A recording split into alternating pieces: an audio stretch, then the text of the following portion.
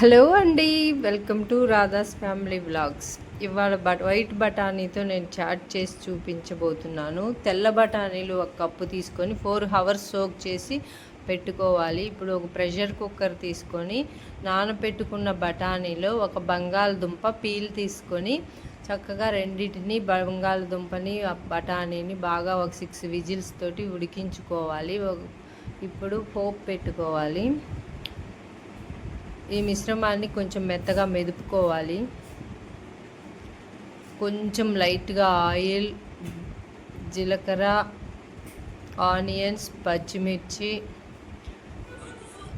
కొంచెం పసుపు, టొమాటోస్, కొత్తిమీర అన్నీ వేసి ఈ స్టేజ్లో ఉప్పు, కారం, ధనియాల పొడి, జీలకర్ర పొడి ఉంటే చాట్ మసాలా, లేకుంటే స్కిప్ చేసేయచ్చు. వీటితోటి బాగా ఫ్రై చేసి ఒక 50 ml వాటర్ పోయాలి. ఈ మిశ్రమంలో ఒక 50 seconds అలా ఉడికించుకున్నాక ఈ బఠానీ ఆలుగడ్డ మిశ్రమాన్ని దీంట్లో మిక్సింగ్ చేయాలి. బాగా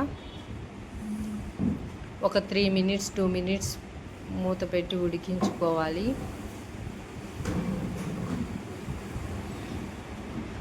ఒక 3 minutes అయ్యాక ఇలా వస్తుంది. కొంచెం వాటర్ సరిపోతే కొన్ని వాటర్ని బాయిల్ చేసుకొని కొంచెం మీడియంగా లిక్విడ్ లాగా కొంచెం చేసుకుంటే టేస్ట్ బాగుంటుంది.